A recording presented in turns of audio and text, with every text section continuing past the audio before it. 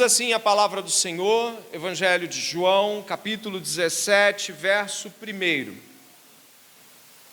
Depois de dizer essas coisas, Jesus levantou os olhos ao céu e disse: Pai, é chegada a hora, glorifica o teu Filho, para que o Filho glorifique a ti, assim como lhe deste autoridade sobre toda a humanidade, a fim de que ele conceda a vida eterna a todos os que lhe deste. E a vida eterna é esta: que conheçam a ti, o único Deus verdadeiro, e a Jesus Cristo a quem enviaste. Eu te glorifiquei na terra, realizando a obra que me deste para fazer. E agora, ó Pai, glorifica-me contigo mesmo com a glória que eu tive junto de ti, antes que houvesse mundo.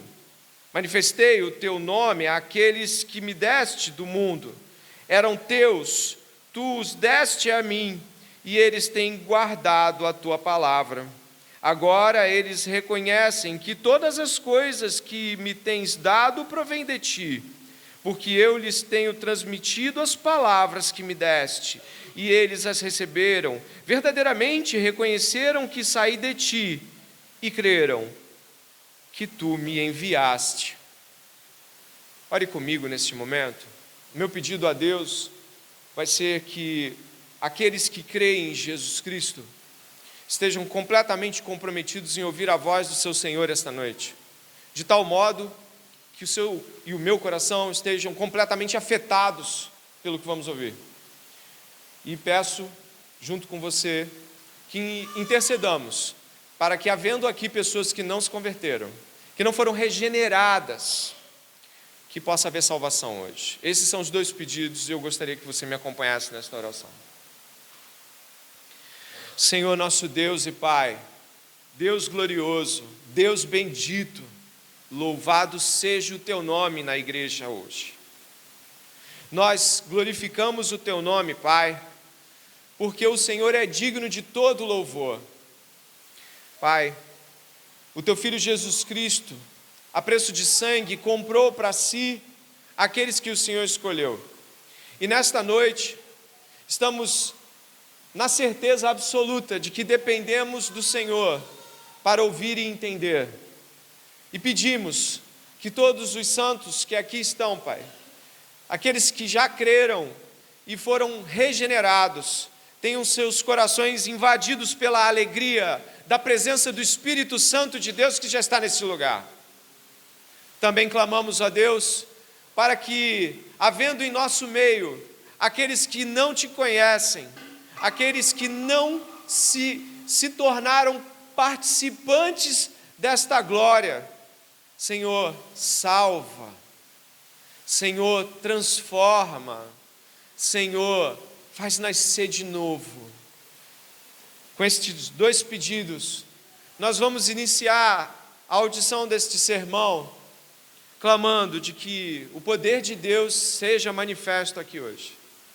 No nome santo de Jesus, amém e amém.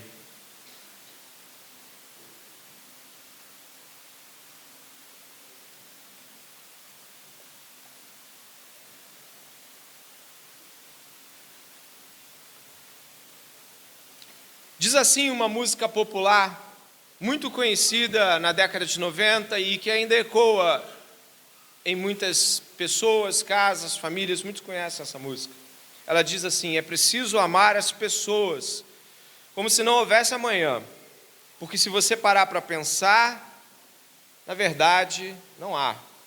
Renato Russo, autor dessa canção, um excelente letrista, por sinal, escreveu essa música na década de 90 e ela ainda é conhecida, música Pais e Filhos.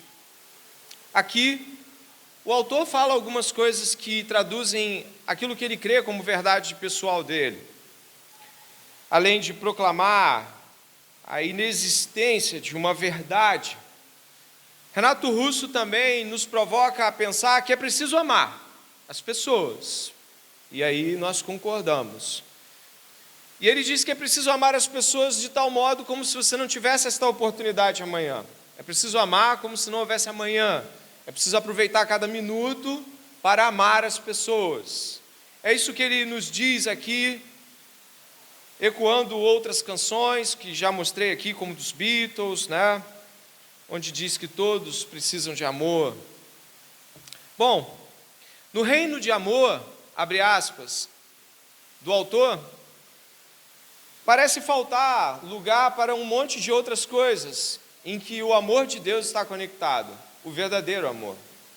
Coisas tais como a santidade, a alegria no espírito, a obediência à palavra. Esse amor que você está vendo aqui na música parece não tanger especificidades e nem ser tão claro quanto a como devemos fazer isso. E o seu porquê parece ser uma urgência desesperada. Sabe aquelas urgências que fazem com que alguém se mova em meio ao desespero? Experimente contrastar esta noite esta exposição de amor da canção com aquilo que encontramos, por exemplo, nos ecos que Jesus faz de Deuteronômio, quando ele cita isso em Marcos capítulo 12, verso 29 ao 31.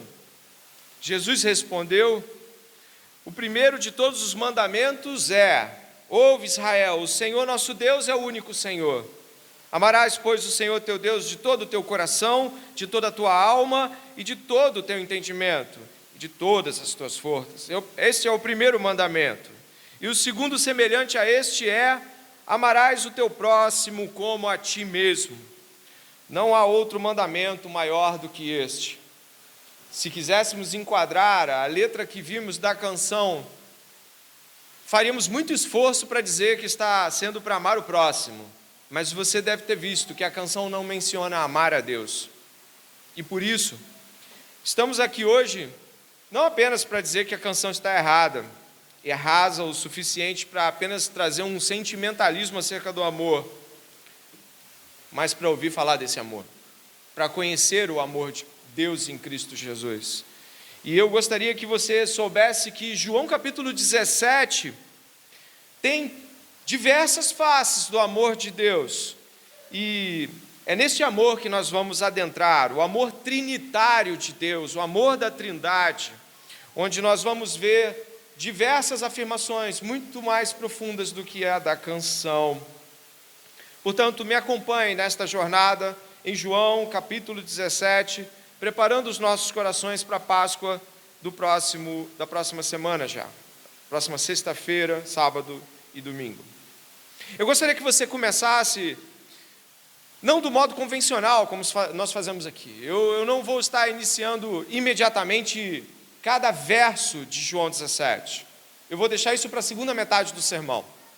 Primeiro eu gostaria de tocar em 5 pontos, de modo breve, que Jesus assinala aqui.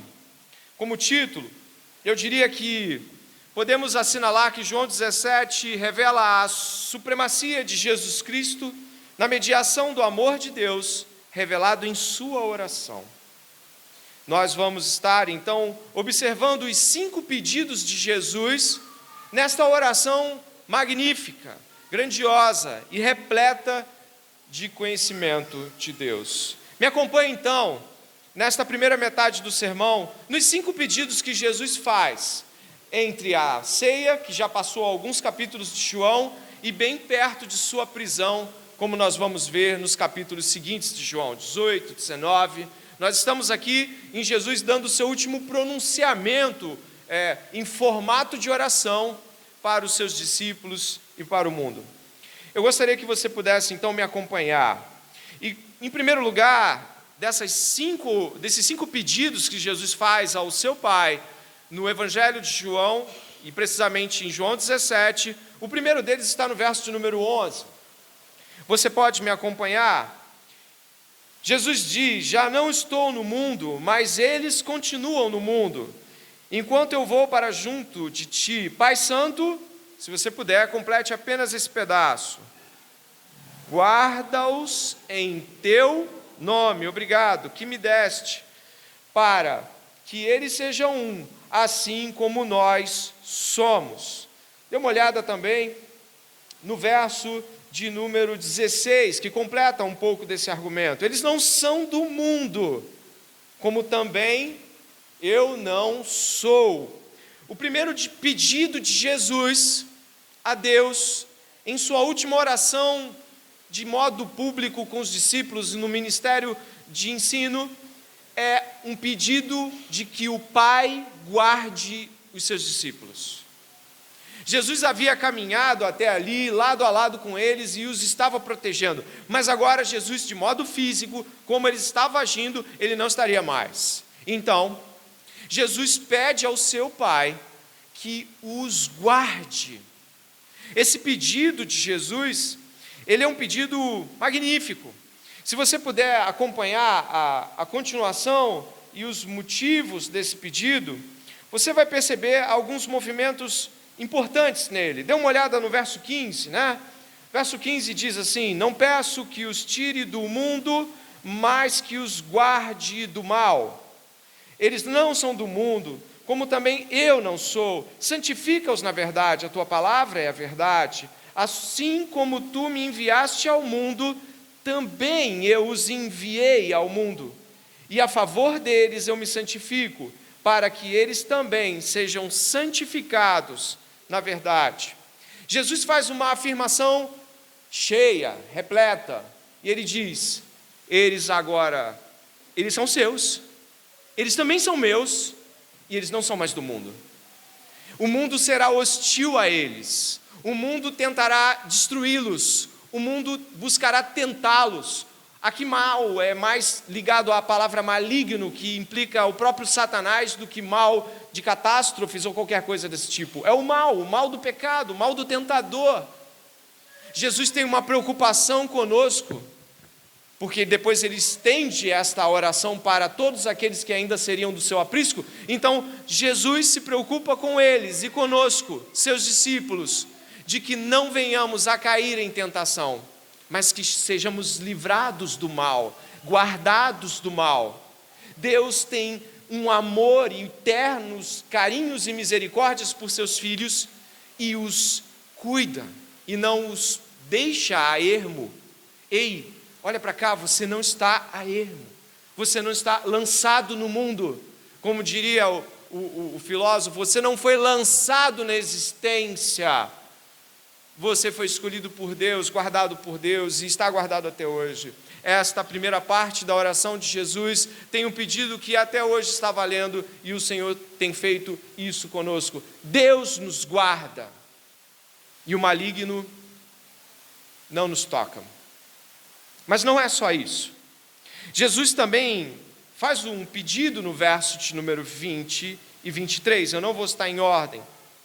O verso 20 diz assim: não peço somente por estes, mas também por aqueles que vierem a crer em mim, por meio da palavra que eles falarem, a fim de que todos sejam um. E como tu, ó Pai, que está em mim, eu em ti, também eles também estejam em nós, para que o mundo creia que tu me enviaste. Jesus está aqui pedindo de que a unidade que os discípulos tenham seja semelhante, idêntica à unidade que ele tem com o Pai. Jesus está em íntima comunhão com o Pai desde a eternidade passada. Não podemos aqui, talvez com todas as palavras que venhamos a usar em nossos idiomas no mundo, não tenhamos capacidade de categorizar tudo que isso representa. Mas isso representa amor, sem dúvida. Deus nos quer, como Ele e seu Pai se amam, Ele quer que nós também estejamos neste amor, sejamos um, estejamos unidos. Temos muitas vezes dificuldade de nos ver pertencidos a algo. Costumeiramente, alguns de nós se sentem desconectados, como se não estivessem, como se não fossem parte de algo. Muitas vezes eu já ouvi pessoas dizendo: eu me sinto desconectado, eu me sinto como se eu não estivesse em algo que possa de fato ser relevante, eu não me sinto parte disso, ou daquilo, ou da minha família, ou da minha igreja, eu não me sinto parte. Olha, eu vou dizer uma coisa: existe algo que pode preencher o seu coração, é que estando em Cristo, você está unido a Ele com o Pai. E a Trindade é algo mais maravilhoso no qual você pode estar inserido na sua vida. Você não é Trindade, você não é a quarta pessoa da Trindade, mas você está inserido no amor do Pai e no amor do Filho, e é amado como eles amam um ao outro. Esse senso de desconexão e não pertencimento, na verdade, revela uma busca por não estar sendo pertencido e encontrado em Deus. E ainda tem aquilo que é dito ali no final do verso 21, quando está assinalado de que este tipo de unidade deles uns com os outros e com o Pai revelaria Deus ao mundo, de tal forma que o mundo veria Deus nisso. Existe um motivo evangelístico nisto, ou seja, nós estamos diante de um alvo evangelístico de Deus, de que a unidade da igreja, a unidade dos irmãos, uns com os outros em Deus, revele às pessoas de que existe alguém que pode unir pessoas diferentes, de que existe um ser além de nós, que é capaz de, apesar de todas as nossas diferenças, e pode ter certeza, nós temos muitas. Vou beber um gole de água, engasguei.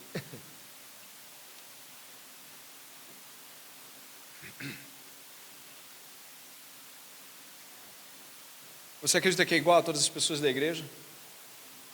Você nunca se olhou para o lado e viu assim, mas parece que todo mundo aqui é tão diferente?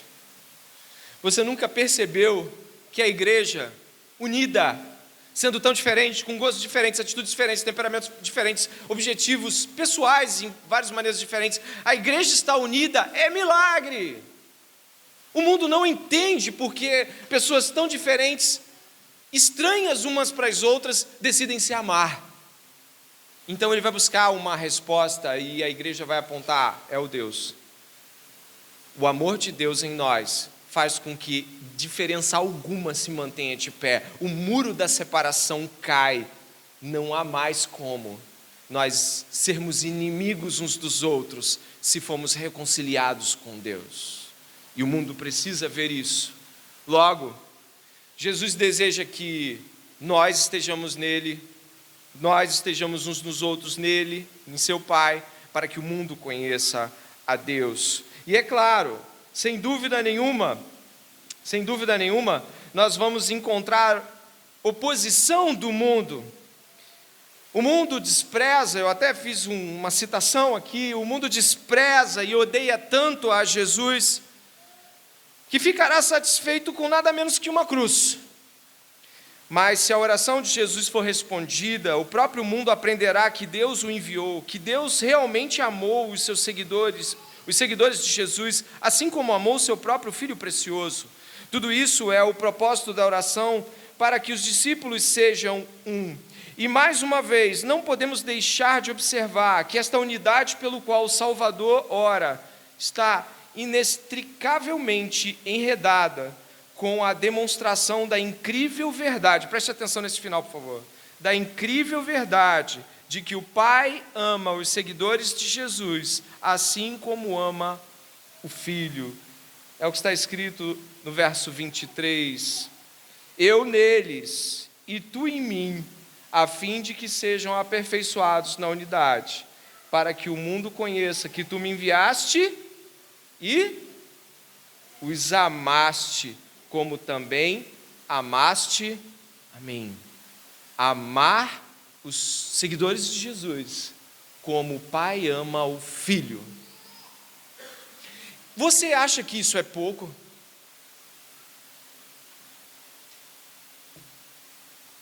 Frequentemente nos pegamos pensando nas pessoas que nós amamos, não é verdade?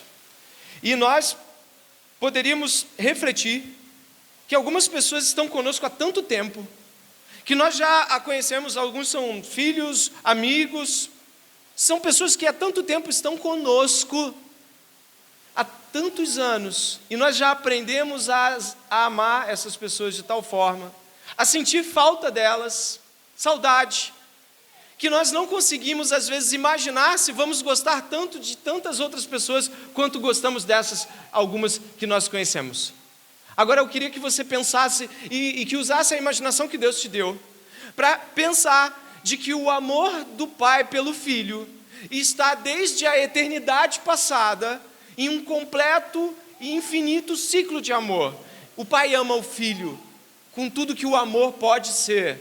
E agora o Filho está dizendo: se vocês estiverem em nós, esse é o pedido dele, que estejamos no Pai, recebendo o mesmo amor que o Pai dá a seu Filho unigênito. Que bênção isso! E ainda podemos dizer esta noite, ou qualquer um de nós, que não somos amados, que nos sentimos não amados, ou que estamos miseravelmente clamando para que as pessoas nos amem, quando temos este amor.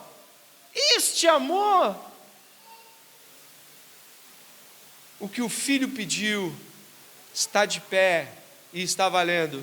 Você pode não ter percebido, mas se você é do Senhor, o Pai o ama como ama Jesus, porque Jesus pediu isso a Ele.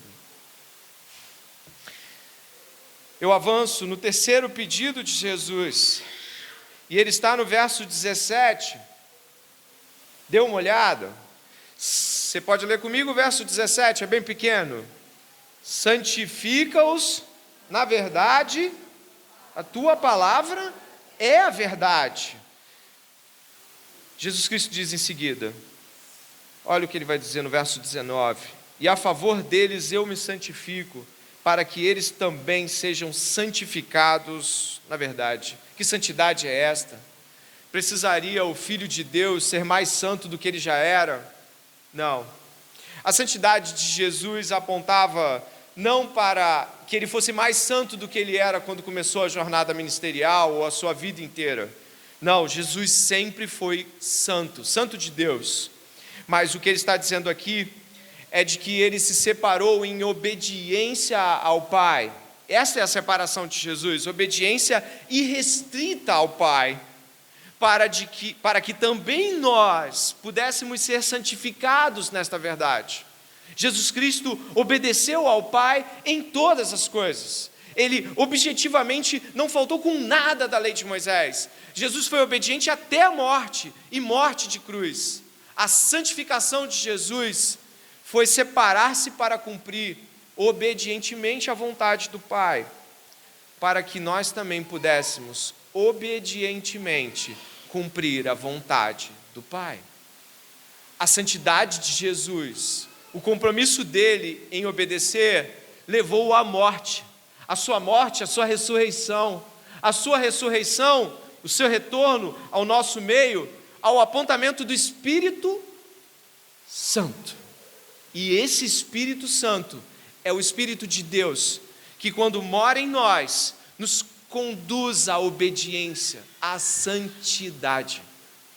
Jesus obedeceu e se santificou para que nós, aqui hoje, pudéssemos ser santificados na palavra da verdade. Ao lermos as Escrituras, obedecemos. Mas por quê?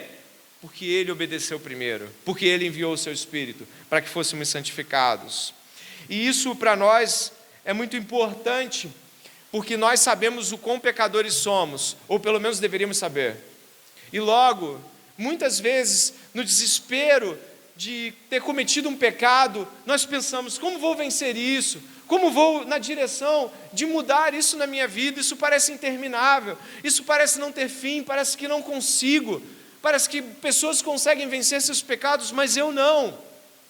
Jesus Cristo se santificou, obedeceu a Deus em todas as coisas, e com a sua obediência conquistou o direito de ser o Filho do Homem, a autoridade sobre nós, enviou-nos o seu Espírito, e podemos clamar ao Espírito Santo, e Ele nos dá a vitória sobre o pecado. Creia nisso.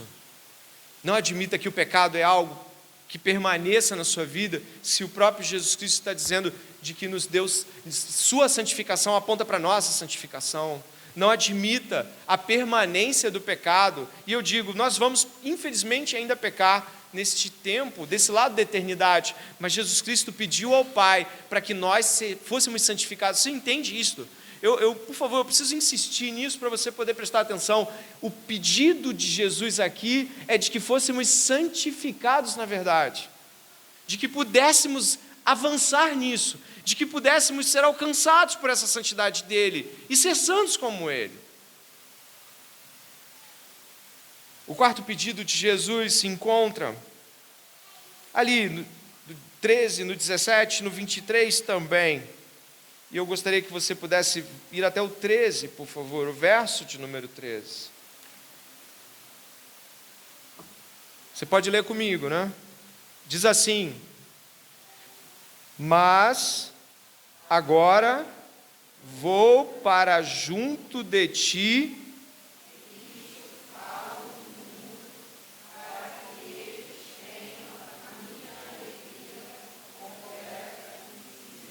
olha que coisa maravilhosa, Jesus Cristo está buscando de que nós sejamos pessoas completamente alegres, completamente contentadas.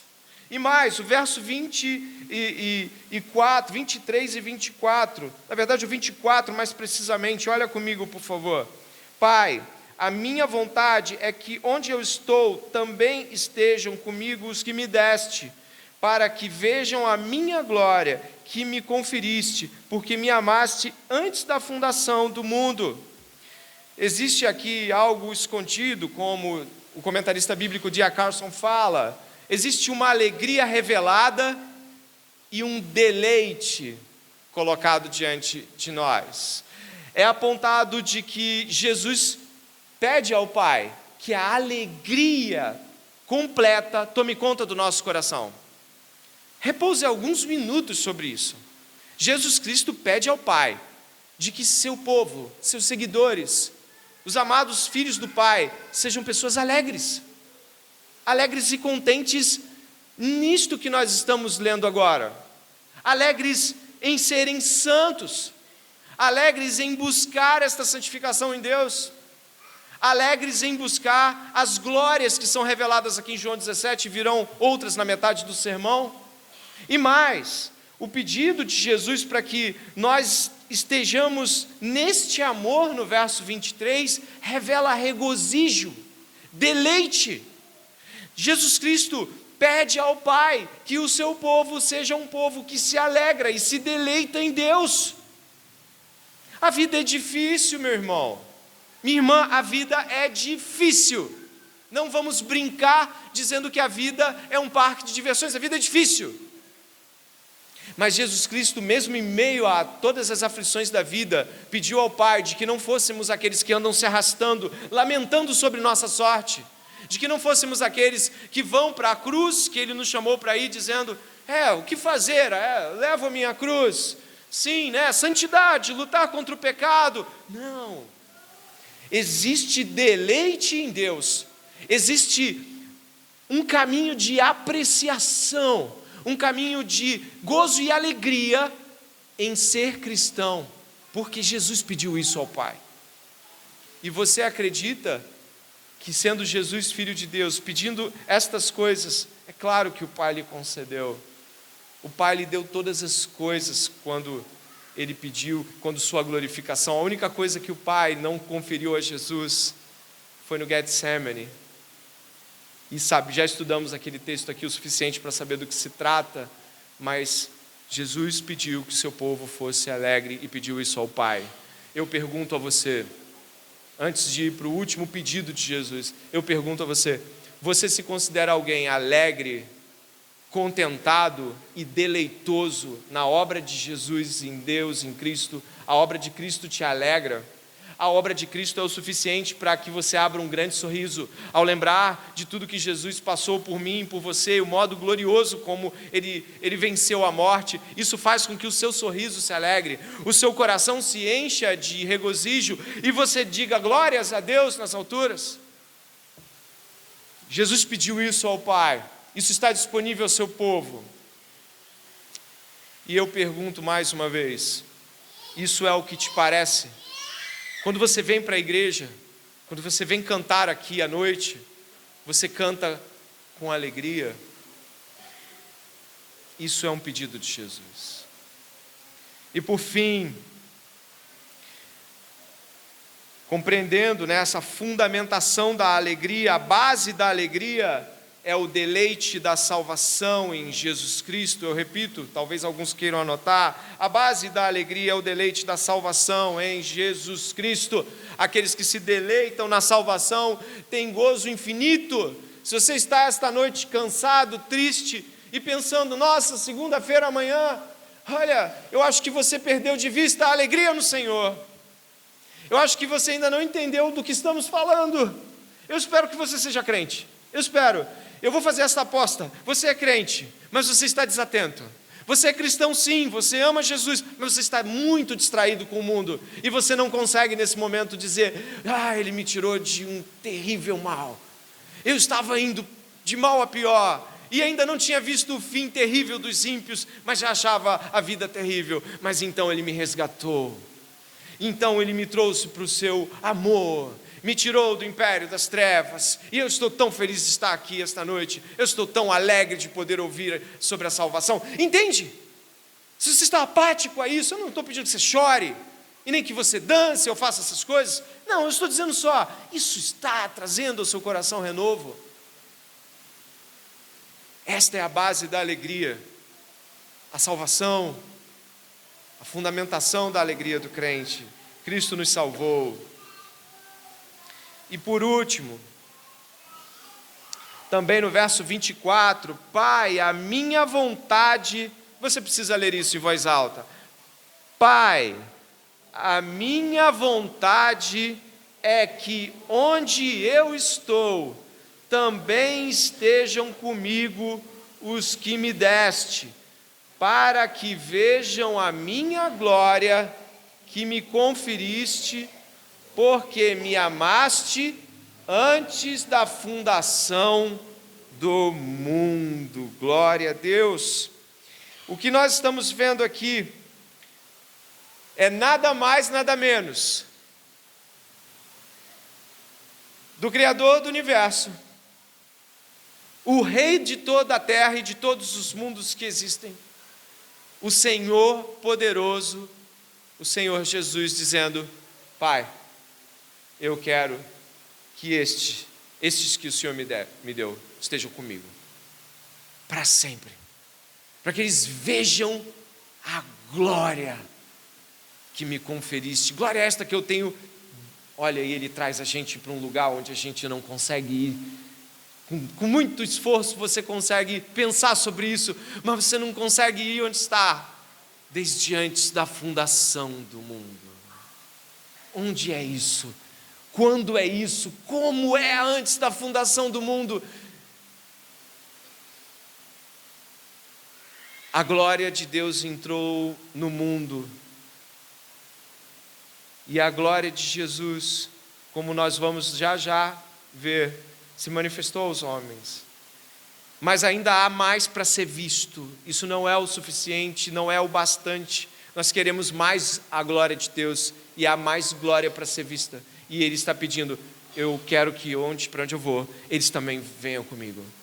E eles vão ver a minha glória, a tua glória, e eles vão ver o modo como tu me ama. Experimenta pensar nisso por alguns segundos. Estar diante do Pai, revelando todo o seu amor ao Filho, bem diante dos teus olhos, na atmosfera celestial. O ar é a própria glória de Deus. Jesus está pedindo, eu quero que eles vejam o modo como nós nos amamos. Eu quero que eles participem disso. Eu quero que eles sejam eternamente felizes com isso. Lá mesmo naquele lugar onde diz que não haverá mais luto, nem morte, nem dor. Eu quero que eles vejam. Jesus pede para que nós estejamos com Ele. Eu sempre me encanto quando leio isso e eu fico meio pensando como é que eu prego o final do sermão, já que eu estou querendo adorar a Deus. Uma oportunidade, talvez você tenha sentado aí. Mas existe mais do Senhor. Então, eu gostaria que depois desses 5 pedidos de Jesus, você pudesse observar agora uma camada que o texto de João 17 traz para todos nós, muito profunda. E nesta segunda metade do sermão, a qual eu gostaria de chamar de a supremacia de Jesus Cristo, na mediação do amor de Deus, revelado em sua glória. Eu gostaria que você pudesse observar que a palavra glória ou glorificar aparece muitas vezes em João 17. A cada versículo ou versículos ela está lá, glória, glorificar, glorifica-os. Sabe, isso está o tempo todo ocorrendo em João 17. E não é um tema, preste bem atenção, que aparece em João 17 como se o próprio livro não tivesse. Não, nós temos muitos momentos onde isso vai aparecer. Mas eu gostaria que você pudesse observar João 17. Olha o verso 1, por favor. Parte B. Pai, é chegada a hora, glorifica o teu Filho, para que o Filho glorifique a ti. Agora dá uma olhada no verso 4, por favor. Eu te glorifiquei na terra, realizando a obra que me deste para fazer. E agora, ó Pai, glorifica-me contigo, mesmo com a glória que eu tive junto de ti, antes que houvesse mundo. Dê uma olhada também no verso de número 10. Nós vamos ler assim, onde está escrito. Verso 10 está escrito assim: todas as minhas coisas são tuas, e todas as suas coisas minhas, e neles eu sou glorificado. Dê uma olhada no verso 22, por favor, onde nós vamos encontrar: eu lhes transmiti a glória que me deste, para que sejam um, como nós o somos. Verso 24: Pai, a minha vontade é que onde eu estou também estejam comigo os que me deste, para que vejam a minha glória que me conferiste, porque me amaste antes da fundação do mundo. Glória de Deus. Essa temática permeia quase que todos os versículos, ou metade do texto que estamos estudando esta noite. Glória de Deus, que venha a ser a glória de Deus. Dentre outras coisas que você pode chamar de glória de Deus, ou tentar resumir essa explicação. A glória de Deus é a sua completa revelação de si mesmo, a sua integral maneira com que se revela. Deus, em sua integralidade, em sua totalidade, revela de si mesmo. Em momentos do Velho Testamento, isso resulta em glória e brilho, como em Isaías capítulo 6. A glória de Deus encheu o templo. A glória de Deus é a manifestação de Deus de si mesmo, revelando-se integralmente, ou do modo como nós suportamos essa integralidade para as suas criaturas. Deus manifesta a sua glória.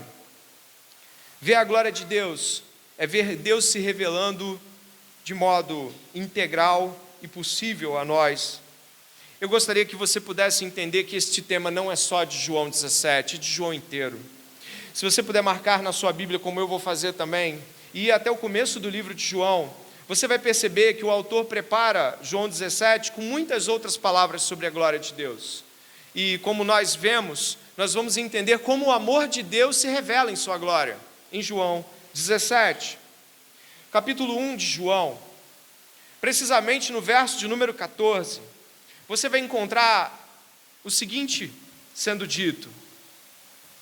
Aqueles que acharam podem ler juntos o verso 14 do capítulo 1. E o Verbo se fez carne e habitou entre nós, cheio de graça e de verdade, e vimos a sua glória, glória como do unigênito do Pai. Aqui está apresentando uma clara dimensão de que Jesus revela a expressão exata do ser de Deus. Jesus revela o Pai. Se nós observarmos, a palavra habitou entre nós tem a ver com tabernáculo. É a expressão grega para tabernáculo. Antes do templo de Salomão, Deus ordenou que fosse construído um tabernáculo, e este, claro, permaneceu e foi ampliado dentro da perspectiva do templo, mas o tabernáculo era o lugar onde Deus manifestava a sua presença. a presença de Deus em Jesus Cristo tabernaculou entre nós, esse Jesus que se revela a nós, é a revelação do Pai, a glória do Pai, a expressão exata do ser do Pai, como o autor de Hebreus diz. Logo, Jesus se revela a nós, e revelando Ele e seu Pai ao mesmo tempo. Mas nós encontramos, e aí eu peço que você me acompanhe nesta quantidade enorme de versículos, mas ainda no capítulo 1, João, verso 15, dá testemunho a respeito dele, João o Batista, e exclama: este é aquele de quem eu dizia, ele vem depois de mim, mas é mais importante do que eu, pois já existia antes de mim. Porque todos nós temos recebido de sua plenitude, e graça sobre graça. Porque a lei foi dada por meio de Moisés, a graça e a verdade vieram por meio de Jesus Cristo. Ninguém jamais viu Deus. O Deus unigênito, que está junto do Pai, é quem o revelou. Agora preste atenção. Esse texto aqui alude a um texto do livro do Êxodo. Esse livro é o segundo livro da Bíblia, e eu vou colocar aqui o texto bíblico referente, para que você possa perceber. Do 16 ao 23 do capítulo 33 de Êxodo, Moisés está passando por momentos dificílimos. O povo de Israel é rebelde, conflituoso, traz muito trabalho para Moisés. Em um daqueles momentos maravilhosos, quando Deus está conversando com Moisés, no alto do monte, olhe bem para o que você vai ouvir. Pois, como se poderá saber que alcançamos favor diante de ti, eu e o teu povo? Será que não é o fato de andares conosco, de maneira que somos separados, eu e o teu povo, de todos os povos da terra?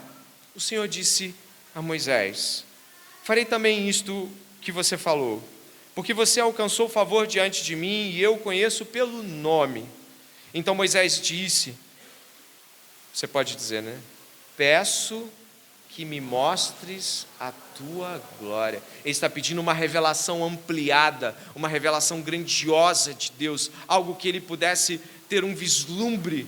Ele está em meio aos conflitos com aquele povo que trazia inúmeras dificuldades, certamente se sentindo pequeno e preocupado de descer aquele monte e ter que enfrentar tudo isso, liderar milhões de pessoas que não estão sendo fáceis. Quem já leu a narrativa da jornada do povo nos 40 anos do deserto? Difícil, rebeldias, insurreições, conflitos.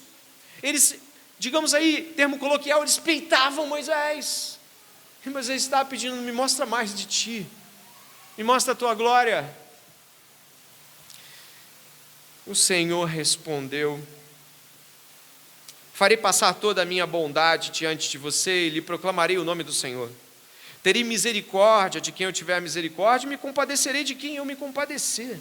E acrescentou: você não poderá ver a minha face, porque ninguém verá a minha face e viverá. É o que você achou no capítulo 1, verso 18 de João. Ninguém jamais viu Deus. Disse mais o Senhor: eis aqui um lugar perto de mim, onde você ficará sobre a rocha. Quando a minha glória passar, eu porei você numa fenda da rocha e o cobrirei com a mão, até que eu tenha passado. Depois, quando eu tirar a mão, você me verá pelas costas, mas a minha face ninguém verá.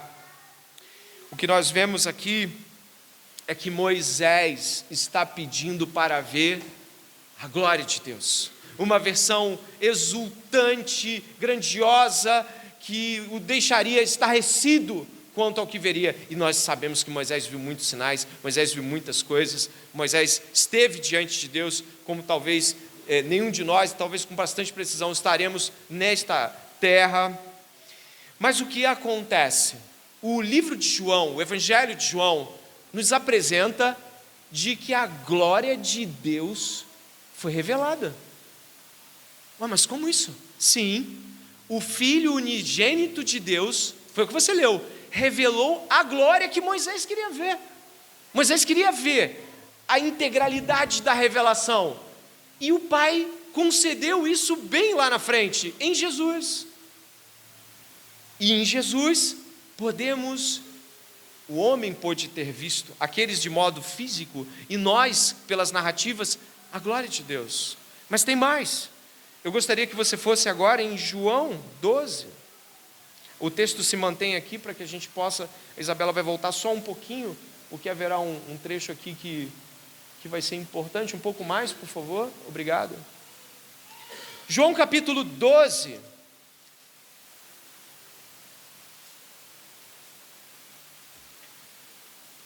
Em João capítulo 12, você encontra Jesus falando claramente de que, preste atenção, nós estamos indo por 15 minutos no final de sermão, e você vai ouvir sobre coisas gloriosas. Então, está com sono, vai ficar de pé, não tem problema, ninguém vai ficar chateado se você ficar de pé. O dia foi difícil, às vezes, cansado, mas preste atenção. João capítulo 12, alguns gregos querem ver Jesus. E aí o que acontece? João capítulo 12, no verso 22, diz assim: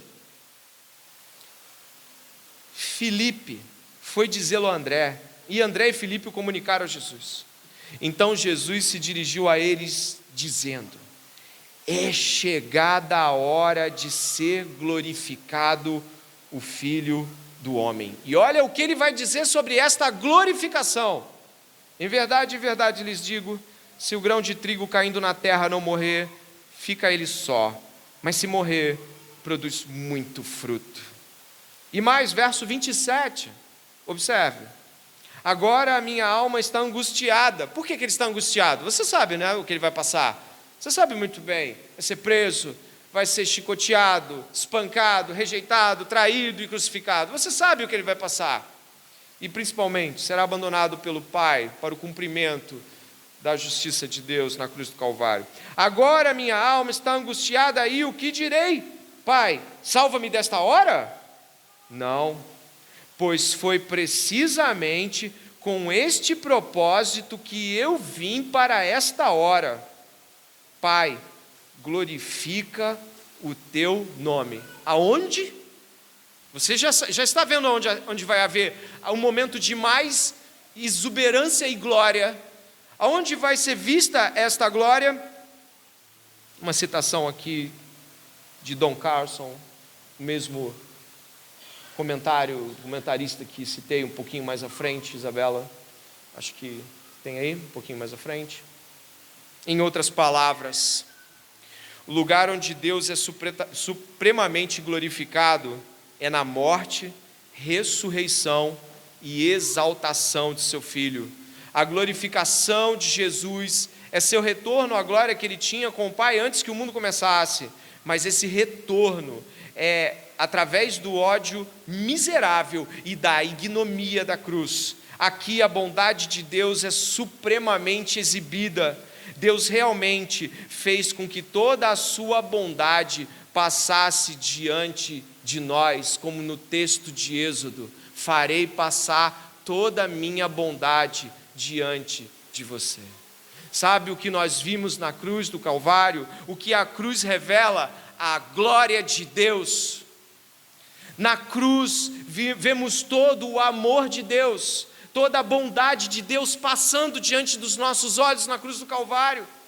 A cruz do Calvário nos aponta para toda a realidade da misericórdia de Deus. Bondade, misericórdia, justiça, verdade, amor, todos os atributos de Deus, todas as mais intensas coisas que podemos falar de Deus estão lá cravadas na cruz.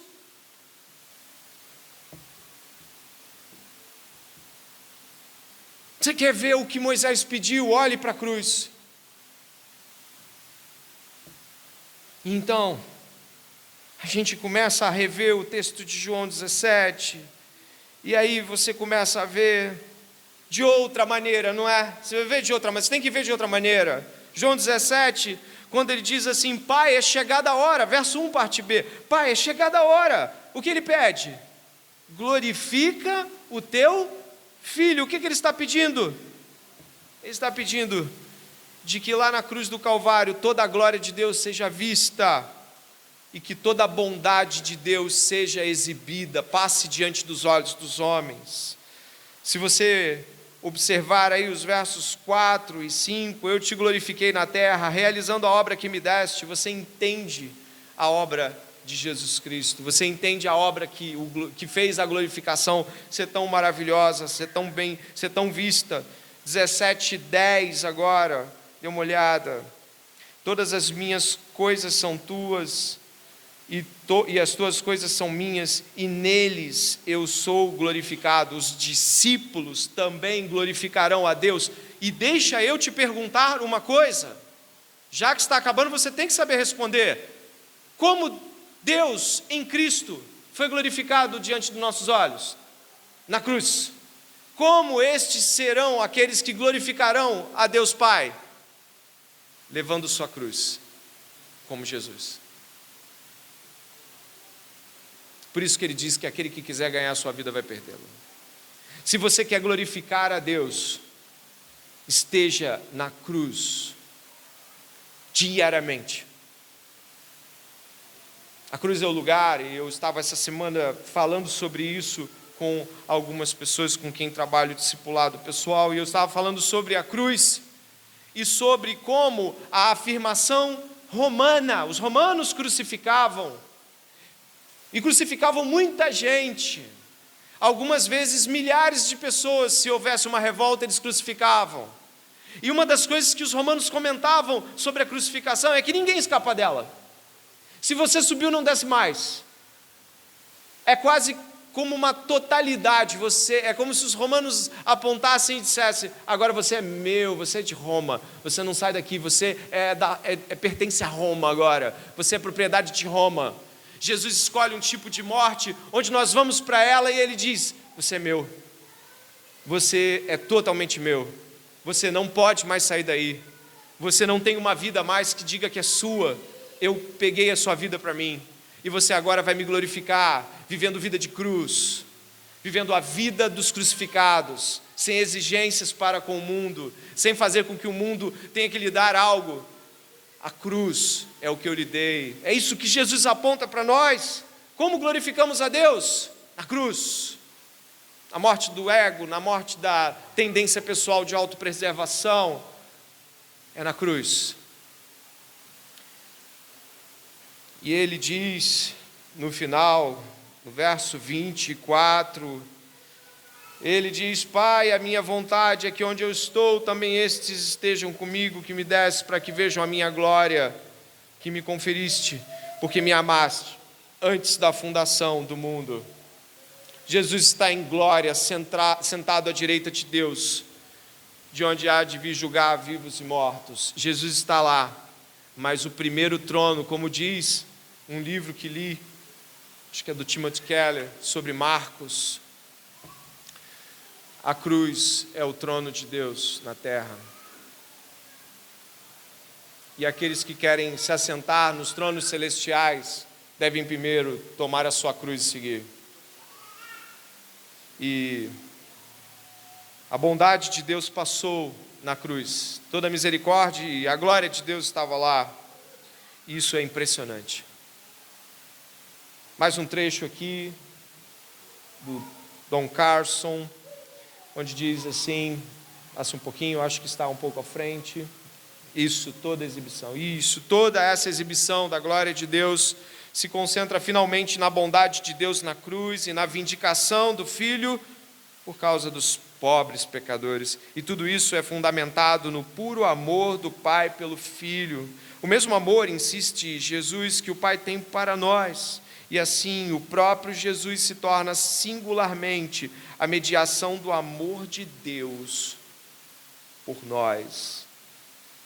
Jonathan Edwards, teólogo do século XVIII, falava muito sobre a glória de Deus. Em uma de suas citações, ele fala sobre como é na glória de Deus, e aí você consegue entender melhor a glória de Deus aqui deste lado da eternidade, não? A cruz. A glória de Deus desse lado da eternidade é a cruz do seu Cristo. Jonathan Edwards fala sobre isso, e eu peço que você dê a atenção para que possa meditar sobre as palavras que estão sendo finais para a gente. Diz assim esse teólogo Jonathan Edwards: Deus, ao buscar sua glória, busca também o bem de suas criaturas, porque a emanação da sua glória pressupõe a felicidade de suas criaturas. E em comunicar-lhe sua inteireza, ele o faz para si mesmo, porque o bem de suas criaturas, o qual ele busca, está na sua estreita união e comunhão com Deus. Deus é o bem de suas criaturas.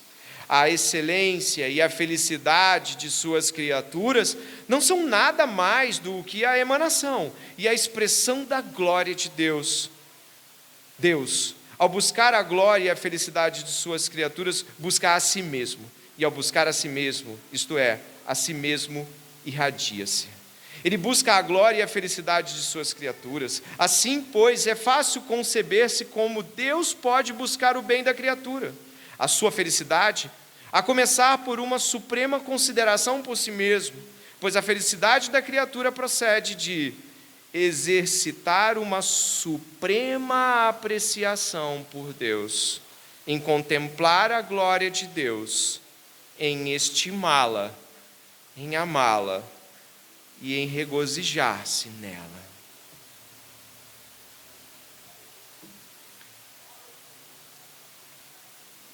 Isso nos faz pensar de que só existe um modo de experimentar o amor, na exclusividade do amor de Jesus. Se nós voltarmos para a nossa canção de abertura, vamos achar ela tola demais para ser representada novamente. Ela dizia: é preciso amar as pessoas como se não houvesse amanhã, porque se você parar para pensar, na verdade não há. Eu faria uma réplica, uma tréplica, e eu bateria a boca até o fim dos tempos com quem advoga que amor é isso. Eu diria: é preciso amar as pessoas como Deus nos amou, porque se você parar para pensar, é a única verdade que há. É assim que Paulo diz que ele vive pela fé no Filho do Homem.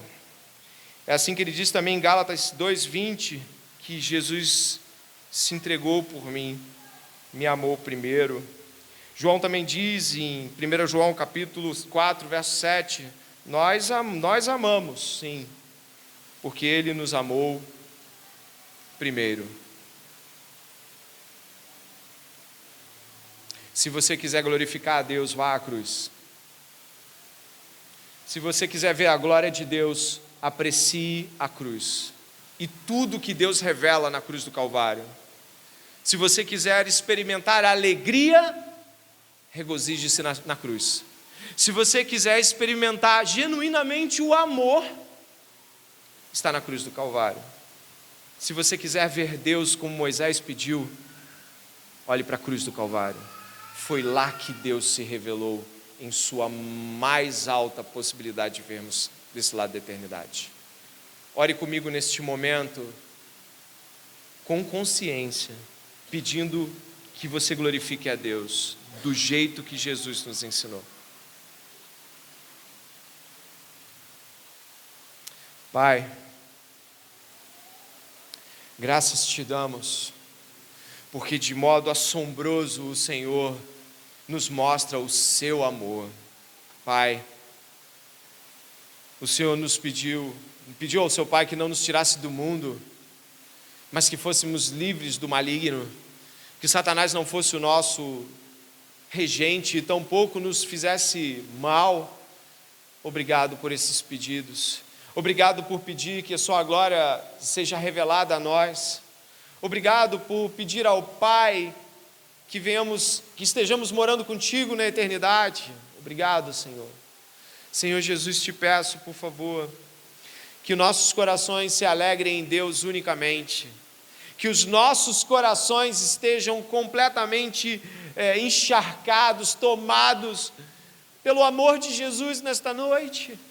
Muitos de nós querem ser amados, Pai, muitos de nós querem ser amados por pessoas, carecem das pessoas para se sentirem amados. Deus, existe um lugar para o amor que as pessoas têm por nós e nós por elas, mas tudo vem do teu amor, Pai.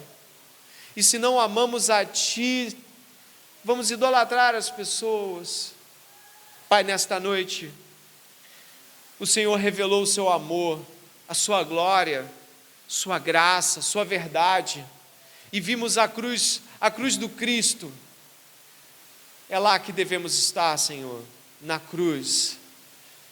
Por favor, Pai, eu te peço por cada um desses que estão ouvindo esta oração e orando comigo, de que tomem sua cruz e sigam, que não façam mais exigências de que o mundo seja glorioso como os que buscam a própria glória do mundo, mas que busquemos aquilo que Deus deu ao seu Filho nesta terra, Pai, a cruz de Cristo.